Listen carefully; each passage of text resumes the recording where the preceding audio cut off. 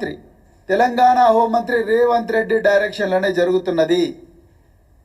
నేను మళ్ళీ చెప్తున్నా, రేవంత్ రెడ్డి గారు మీరు ఎన్ని చేసినా మేము మాత్రం తెలంగాణ పక్షాన్నే ఉంటాం. ఈ కేసులు మమ్మల్ని కబలించలేవు. మాకు కేసీఆర్ గారు నేర్పింది, ఉద్యమం నేర్పింది ఒక్కటే, ఏం చేసినా రాజ్యాంగబద్ధంగా చేయాలి, చట్టబద్ధంగా చేయాలి, అంతే తప్ప అడ్డు దోవలు తొక్కొద్దు, నీలాగా అడ్డు దోవలు తొక్కొద్దనే మా మహనీయులు కేసీఆర్ గారు ఈ విషయాన్ని తెలంగాణలో ఉండే అందరు క్యాడర్లకు బోధించారు. మేము ఎట్టి పరిస్థితుల్లో కూడా ఆ దారి తప్పం. కానీ వాస్తవాలు తెలంగాణ ప్రజలకు తెలవాలనే ఈ పత్రికా సమావేశం పెట్టడం జరిగింది. ఇక అసలు విషయానికి వస్తే,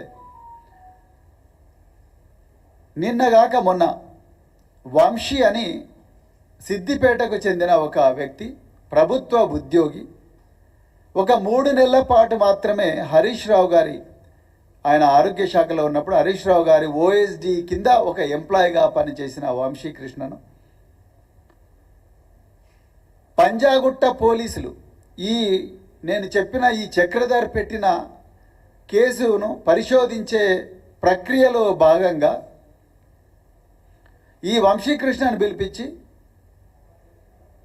డీసీపీ విజయ్ కుమార్ గారు, ఏసీపీ మోహన్ కుమార్ గారు, వీళ్ళిద్దరు కూడా ఈ వంశీకృష్ణను నువ్వు హరీష్ రావు పేరు చెప్తావా చెప్పవా, లేకపోతే బిడ్డ నిన్ను ఖతం చేస్తాం అని చెప్పి నానా దుర్భాషలు, ఇక దుర్భాషలు అన్నీ కూడా ఇక్కడ ప్రజలందరూ చూస్తున్నారు కాబట్టి ఆ మాటలు మాట్లాడాను. నానా దుర్భాషలు ఆడుతూ నువ్వు ఆయన పేరు చెప్తే మంచిది బిడ్డ, లేకపోతే ఖతం అయిపోతావు, నీ ఉద్యోగం పోతుంది, అది పోతుంది, ఇది పోతుంది, తీవ్రంగా హింసించింది. ఈయన ఇన్వెస్టిగేషన్లో ప్రతి విట్నెస్కైనా నిందితులకైనా కోర్టు ఆయన పక్కన ఒక అడ్వకేట్ ఉండే అవకాశం ఉంటుంది, కానీ ఆ అడ్వకేట్ ఉండే అవకాశం కూడా ఇవ్వలేదు, ఆ లాయర్ ఉండే అవకాశం కూడా ఇవ్వలేదు. చివరికి ఈయన జైలుకు పోయి ఆ జైల్లో మరి నాకు అడ్వకేట్ అవకాశం ఎక్కడని ఇవ్వండి, నాకు ఏం తెలియదు, నాకు తెలియని విషయాలు నన్ను ఒప్పుకోమంటా ఉన్నారు. మాటికి హరీష్ రావు గారి పేరు, మచ్చా వేణుగోపాల్ రెడ్డి మాజీ vice chairman market committee Siddipet పేరు చెప్పి వేధిస్తూ ఉన్నారు అని చెప్పి ఆయన స్టేట్మెంట్ మెజిస్ట్రేట్మెంట్ ధర ఇచ్చేదాకా ఈ బయటి ప్రపంచానికి వీళ్ళు పెడుతున్న చిత్రహింసలు తెలవవు. నేను విజయ్ కుమార్ గారు, నేను కూడా ఐపీఎస్ ఆఫీసర్గానే పనిచేసిన.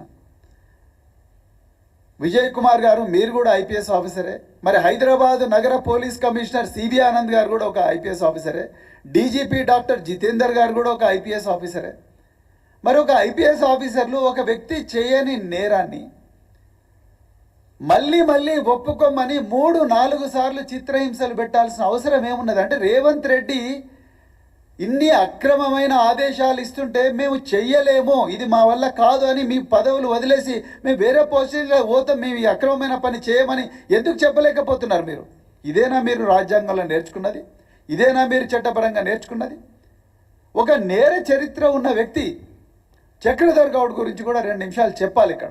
ఒకవైపు హరీష్ రావు గారు తెలంగాణ ఉద్యమంలో కీలక పాత్ర పోషించి రాత్రింబవళ్ళు ఒక ఉద్యమకారుడిగా పనిచేసి, అదేవిధంగా 7 సార్లు భారీ మెజారిటీతో ఎమ్మెల్యేగా ఎన్నికై 2018లో అయితే 1,20,000 ఓట్ల మెజారిటీతోని ఎన్నికై అక్కడి నుండి మరి 4 సార్లు మంత్రిగా పనిచేసి ఎన్నో గొప్ప ప్రపంచంలో ప్రసిద్ధిగాంచిన కాళేశ్వరం లాంటి ప్రాజెక్టును దగ్గరుండి పూర్తి చేయించిన వ్యక్తి ఒకవైపు. మరోవైపు మరి చక్రధర్ మీద ఆయన ఎలక్షన్లో ఇచ్చిన అఫిడవిట్లలోనే మనం చూస్తే తెలుస్తుంది. 2006లోనే చక్రధర్ గౌడ్ మీద దొంగ నోట్ల కేసు ఉన్నది.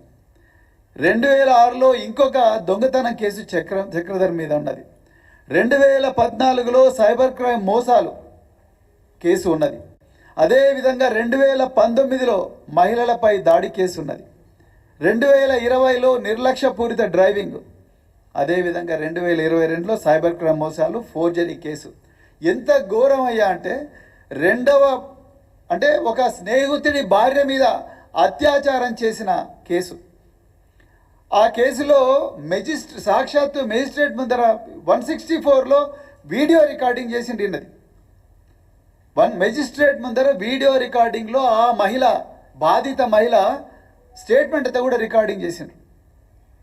అదేవిధంగా 40,000 మందిని మోసం చేసిన కేసు, అదేవిధంగా కుటుంబంలో ఎంతో మంది రకరకాల విషయాలు ఉన్నాయి. కొన్ని ప్రైవేట్ విషయాలు చెప్పే కుసంస్కారం బీఆర్ఎస్ పార్టీ కాదు.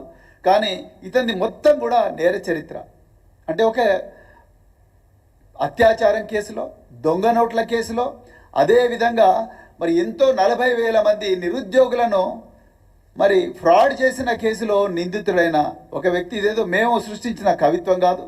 ఇదంతా కూడా ఈ చక్రధర్ తన ఎలక్షన్ అఫిడవిట్లో ప్రకటించిన డేటానే మేము ఇవాళ ప్రజల ముందర ఉంచుతున్నాం. మరి అలాంటి చక్రధర్ ముందు హైకోర్టులో రిట్ వేస్తాడు, నాకు అన్యాయం జరిగింది అని చెప్పి. మళ్ళీ ఇదే రేవంత్ రెడ్డి చక్రధర్ను పిలిపించి, నువ్వు హైకోర్టులో వద్దు, నేను చెప్తున్నా, నువ్వు పోయి డీజీపీని కలువు అంటాడు. డిసెంబర్ 1వ తారీఖు నాడిన డీజీపీని కలుస్తాడు.